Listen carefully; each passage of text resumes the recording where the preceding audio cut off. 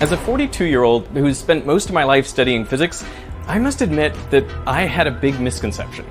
I believed that every object has one single trajectory through space, one single path. But in this video, I will prove to you that this is not the case. Everything is actually exploring all possible paths all at once. So let's start with a simple thought experiment. Say you're at a beach when all of a sudden you see your friend struggling out in the water. You want to go help him as quickly as possible, so which path should you take to get there? The shortest path is a straight line, so you could head directly towards him, but you can run faster than you can swim, and this path requires more swimming. So alternatively, you could run down the beach to minimize the distance through the water. But now the total distance is longer than it needs to be. So the optimal path, it turns out, is somewhere in between. To be precise, it depends on the speeds at which you can run and swim. Now, you might recognize this mathematical relationship because it is the exact same law that governs light passing from one medium into another. So light also takes the fastest path from point A to point B. What's weird about this is that as humans, we can see where we want to go and then figure out the fastest route. But light? I mean, how does light know how to travel to minimize its journey time? Now, here is where my misconception comes in. I shine a laser beam. The light just goes in one direction. I throw a ball. The ball just goes in one direction. I would have answered, there is nothing strange about this. Light sets off from point A in some direction, and then a little while later, it encounters a new medium. And due to local interactions with that medium, it changes direction, ending up at point B.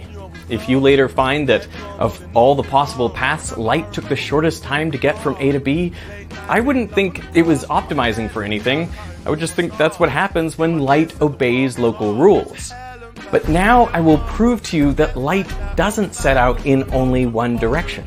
Instead, it really does explore all possible paths. And the same is true for electrons and protons, all quantum particles.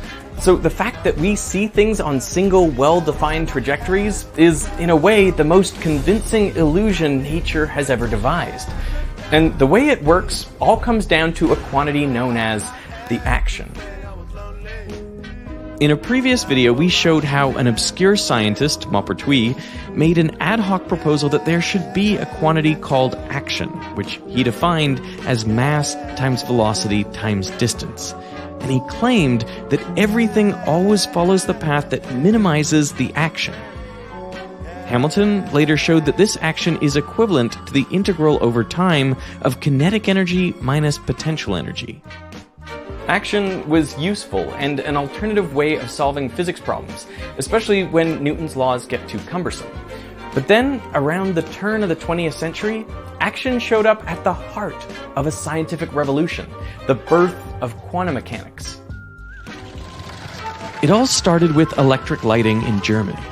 Think about what it's like in the 1890s, right? Electricity being more widely available, at least in urban centers, and things like, light bulbs. They were new. They were literally the hot new thing. Germany wanted to replace all their gas streetlights with electric light bulbs. So an important question was, how do you maximize the visible light given off by a hot filament? Scientists at a German research institute, the PTR, studied how much light different materials emitted as a function of temperature. At low temperatures, each material gave off its own characteristic spectrum, mostly in the infrared.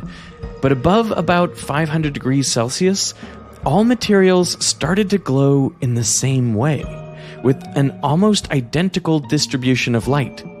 The hotter the object, the more energy was emitted at every wavelength, and the peak of the distribution shifted to the left. But they still didn't understand how it worked theoretically. So that was sort of the next step, right? Because if you can understand how it works theoretically, then you can use that theory to potentially design new products. They started by imagining the simplest object possible, one that would absorb all light that falls onto it and perfectly emit radiation based on its temperature. They came up with a hole in a metal cube. This hole is a perfect black body because any light that shines onto it will go straight in, bounce around inside, and eventually be absorbed.